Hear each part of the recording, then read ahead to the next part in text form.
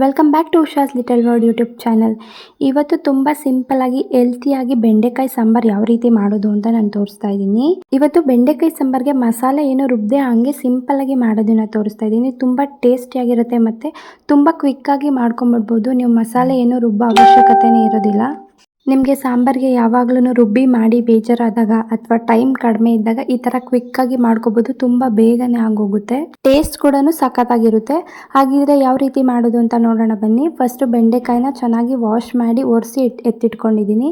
ಮತ್ತು 1 ಕಪ್ ಆಗೋಷ್ಟು ತೊಗರಿಬೇಳೆ, 3 ಟೊಮ್ಯಾಟೊ, 1 ಈರುಳ್ಳಿ, ಒಂದು ಸ್ವಲ್ಪ ಬೆಳ್ಳುಳ್ಳಿ ಮತ್ತು ರುಚಿಗೆ ತಕ್ಕಷ್ಟು ಉಪ್ಪನ್ನು ಇಟ್ಕೊಂಡಿದ್ದೀನಿ. ಮತ್ತು ಒಗ್ಗರಣೆಗೆ ಸ್ವಲ್ಪ ಇಂಗು, 1 ಸ್ಪೂನ್ ಜೀರಿಗೆ, 1 ಸ್ಪೂನ್ ಸಾಸಿವೆ, 1 ಸ್ಪೂನ್ ಖಾರದ ಪುಡಿ, 1 ಸ್ಪೂನ್ ಸಾಂಬಾರು ಪುಡಿ ಮತ್ತು 1 ಈರುಳ್ಳಿನ ಕಟ್ ಮಾಡಿ ಇಟ್ಕೊಂಡಿದ್ದೀನಿ. ಮತ್ತು ಬೆಂಡೆಕಾಯಿನೂ ಕೂಡ ತೊಳೆದು ಕಟ್ ಮಾಡಿ ಫ್ರೈ ಮಾಡಿ ಇಟ್ಕೊಂಡಿದ್ದೀನಿ. ಇವಾಗ ಸ್ಟಾರ್ಟ್ ಮಾಡೋಣ ಯಾವ ರೀತಿ ಮಾಡೋದು ಅಂತ. ಮೊದಲಿಗೆ ಒಂದು ಕುಕ್ಕರ್ಗೆ ನಾನು 1 ಕಪ್ ಆಗೋಷ್ಟು ತೊಗರಿಬೇಳೆನ ಹಾಕಿ ಸ್ವಲ್ಪ ನೀರನ್ನು ಹಾಕ್ಕೊಂಡು ಚೆನ್ನಾಗಿ 1-2 ಸಲ ವಾಶ್ ಮಾಡ್ಕೋತಾ ಇದ್ದೀನಿ. ಮತ್ತು ತೊಳೆದಿದ್ದಂಥ ತೊಗರಿಬೇಳೆನ ಹಾಕ್ಕೊಂಡು ಅದಕ್ಕೆ 3 ಟೊಮ್ಯಾಟೋನ ಈ ಥರ ಕಟ್ ಮಾಡಿ ಸೇರಿಸ್ಕೊತಾ ಇದ್ದೀನಿ. ಮತ್ತು 1 ಗೆಡ್ಡೆ ಆಗೋಷ್ಟು ಬೆಳ್ಳುಳ್ಳಿನ ಸಿಪ್ಪೆ ತೆಗೆದು ಸೇರಿಸ್ಕೊತಿದ್ದೀನಿ.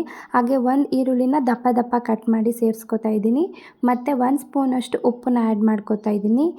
ಇವಾಗ ಬೇಳೆ ಬೇಯೋದಕ್ಕೆ ಎಷ್ಟು ನೀರು ಬೇಕೋ ಅಷ್ಟು ನೀರನ್ನು ಇದಕ್ಕೆ ಆ್ಯಡ್ ಮಾಡ್ಕೋತಾ ಇದ್ದೀನಿ. ಬೇಳೆ ಮುಳುಗೋ ಅಷ್ಟು ನೀರನ್ನು ಹಾಕ್ಕೋಬೇಕಾಗುತ್ತೆ. ಮತ್ತು 1 2 to 3 ಡ್ರಾಪ್ಸಷ್ಟು ಆಯಿಲ್ನ ಹಾಕ್ಕೋತಾ ಇದ್ದೀನಿ. ಸಾಫ್ಟಾಗಿ ಬೇಗ ಬೇಯುತ್ತೆ ಅನ್ನೋದಕ್ಕೋಸ್ಕರ ಸ್ವಲ್ಪ ಆಯಿಲ್ನ ಹಾಕ್ಕೋತಾ ಇರೋದು. ಮತ್ತು ಇವಾಗ ಸ್ಟವ್ ಆನ್ ಮಾಡಿ ಕುಕ್ಕರ್ ಲಿಡ್ನ ಕ್ಲೋಸ್ ಮಾಡಿಕೊಂಡು 4ರಿಂದ 5 ವಿಷಲ್ನ ಕೂಗಿಸ್ಕೊತಾ ಇದ್ದೀನಿ. ಬೇಳೆ ಚೆನ್ನಾಗಿ ಸಾಫ್ಟಾಗಿ ಬೇಯಬೇಕು, ಆವಾಗ ಸಾಂಬಾರು ತುಂಬ ಟೇಸ್ಟಿಯಾಗಿರುತ್ತೆ. ಸೊ ನಾನು 4 to 5 ವಿಷಲ್ ಕೂಗಿಸ್ಕೊತಾ ಇದ್ದೀನಿ. ಇವಾಗ ನೋಡ್ತಾ ಇರ್ಬೋದು ಬೇಳೆ ಎಲ್ಲ ತುಂಬ ಸಾಫ್ಟಾಗಿ ಬೆಂದಿದೆ, ಕದ್ರೋಗೋ ಥರ ಬೆಂದಿದೆ. ಇವಾಗ ಇದನ್ನು ಸ್ವಲ್ಪ ಸ್ಮ್ಯಾಶ್ ಮಾಡ್ಕೋಬೇಕಾಗುತ್ತೆ. ಈ ಥರ ಸ್ಮ್ಯಾಶ್ ಮಾಡೋದು ಏನಕ್ಕೆ ಅಂತ ಅಂದರೆ ಸಾಂಬಾರು ತಿಕ್ನೆಸ್ ಚೆನ್ನಾಗಿರುತ್ತೆ. ನಾವು ಮಸಾಲೆ ಏನು ರುಬ್ತಾ ಇಲ್ವಲ್ಲ, ಸೊ ಅದರಿಂದ ಇವಾಗ ಇದು ತಿಕ್ಕಾಗಿ ಬರಲಿ ಅನ್ನೋ ರೀಸನ್ಗೆ ಈ ಥರ ಸ್ಮ್ಯಾಶ್ ಮಾಡ್ಕೊಳ್ಳೋದು.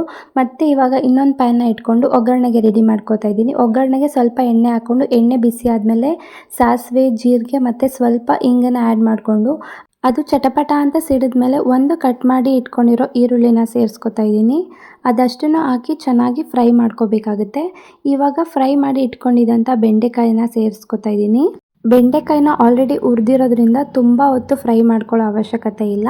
ಇವಾಗ 1 ಸ್ಪೂನಷ್ಟು ಸಾಂಬಾರು ಪೌಡರ್ ಮತ್ತು 1 ಸ್ಪೂನಷ್ಟು ರೆಡ್ ಚಿಲ್ಲಿ ಪೌಡರ್ನ ಆ್ಯಡ್ ಮಾಡ್ಕೋತಾ ಇದ್ದೀನಿ. ಈ ಪೌಡರ್ನ ಹಾಕ್ಕೊಳ್ಳುವಾಗ ನೀವು ಗ್ಯಾಸ್ನ ಕಡಿಮೆ ಉರಿನಲ್ಲಿ ಇಟ್ಕೊಂಡು ಹಾಕೋಬೇಕಾಗುತ್ತೆ. ಬಿಕಾಸ್ ಪೌಡರ್ ಬೇಗ ಸೀದೋಗಿಬಿಡುತ್ತೆ ನೀವು ಜೋರು ಉರಿನಲ್ಲಿ ಇಟ್ಕೊಂಡ್ಬಿಟ್ರೆ. ಅದಕ್ಕೆ ಕಡಿಮೆ ಉರಿನಲ್ಲಿ ಇಟ್ಕೊಂಡು ಪುಡಿ ಎಲ್ಲ ಹಾಕ್ಕೊಂಡು ಇನ್ನು ಸ್ಮ್ಯಾಶ್ ಮಾಡಿ ಇಟ್ಕೊಂಡಿರೋ ಅಂಥ ಬೇಳೆ ಎಲ್ಲ ಸೇರಿಸ್ಕೊಂಡು ಈ ಥರ ಮಿಕ್ಸ್ ಮಾಡ್ಕೋಬೇಕಾಗುತ್ತೆ. ಮತ್ತು ಇದಕ್ಕೆ ಕನ್ಸಿಸ್ಟೆನ್ಸಿ ಎಷ್ಟು ಬೇಕೋ ಅಷ್ಟನ್ನು ನೀರನ್ನು ಆ್ಯಡ್ ಮಾಡಿಕೊಂಡು ಈ ಥರ 1 ಕುದಿ ಬರೋವರೆಗೂ ಕುದಿಸ್ಕೊಳ್ಳಿ. ಇದು ಸಾಂಬಾರು ಕುದ್ಮೇಲೆ ಸ್ವಲ್ಪ ಕನ್ಸಿಸ್ಟೆನ್ಸಿ ತಿಕ್ಕಾಗುತ್ತೆ. ಸೊ ನಿಮಗೆ ಫಸ್ಟ್ ನೀರು ಬೇಕೋ ಅಷ್ಟು ನೋಡಿ ಹಾಕ್ಕೊಳ್ಳಿ. ಮಧ್ಯೆ ಜಾಸ್ತಿ ನೀರು ಹಾಕೋದಕ್ಕೆ ಹೋಗ್ಬಿಡಿ, ಸಾಂಬಾರು ಟೇಸ್ಟ್ ಹೋಗ್ಬಿಡುತ್ತೆ. ಹಂಗೂ ಬೇಕಂದರೆ ನೀವು ಬಿಸಿ ನೀರನ್ನ ಹಾಕ್ಕೊಳ್ಳಿ ತಿಕ್ಕಾಯಿತು ಅಂತ ಅನಿಸಿದ್ರೆ. ನೋಡ್ತಾ ಇರ್ಬೋದು ಅದು ನೀರೆಲ್ಲ ಸ್ವಲ್ಪ ಕನ್ಸಿಸ್ಟೆನ್ಸಿ ಕಡಿಮೆ ಆಗಿ ತಿಕ್ಕಾಗಿ ಸಾಂಬಾರು ಯಾವ ರೀತಿ ಆಗಿದೆ ಅಂತ. ಇದು ಬಿಸಿ ಅನ್ನ ಮತ್ತು ಬಿಸಿ ಮುದ್ದೆ ಜೊತೆ ಅಂತೂ ತುಂಬ ಚೆನ್ನಾಗಿರುತ್ತೆ. ನೀವು ಒಂದ್ಸಲ ಟ್ರೈ ಮಾಡಿ ನೋಡಿ, ಖಂಡಿತ ಇಷ್ಟ ಆಗುತ್ತೆ. ತುಂಬ ಕ್ವಿಕ್ಕಾಗಿಯೇ ಮಾಡ್ಕೋಬೋದು, ಏನು ರುಬ್ಬೋ ಅವಶ್ಯಕತೆಯೇ ಇರೋದಿಲ್ಲ ಇದಕ್ಕೆ. ಹಾಗೆ ಬೆಂಡೆಕಾಯಿಯಲ್ಲಿ ಪ್ರೋಟೀನ್, ಫೈಬರ್, ವಿಟಮಿನ್ ಎಲ್ಲ ಅಂಶಗಳು ಇದ್ದು ನೀವು ಬೆಂಡೆಕಾಯಿನ ವಾರಕ್ಕೆ 1 ಸಲ ಆದರೂ ತಿನ್ನೋದ್ರಿಂದ ನಿಮ್ಮ ಇಮ್ಯುನಿಟಿ ಪವರ್ ತುಂಬ ಇನ್ಕ್ರೀಸ್ ಆಗುತ್ತೆ. ಸೊ ನೋಡಿದ್ರಲ್ಲ ಸಿಂಪಲ್ಲಾಗಿ ಬೆಂಡೆಕಾಯಿ ಸಾಂಬಾರು ಯಾವ ರೀತಿ ಮಾಡ್ಕೊಳ್ಳೋದು ಅಂತ. ಈ ರೆಸಿಪಿ ನಿಮಗೆಲ್ಲ ಇಷ್ಟ ಆಗಿದ್ರೆ ಲೈಕ್ ಮಾಡಿ, ಕಮೆಂಟ್ ಮಾಡಿ, ಹಾಗೆ ಸಬ್ಸ್ಕ್ರೈಬ್ ಮಾಡ್ಕೊಂಡು ನೋಡಿ. Thank you.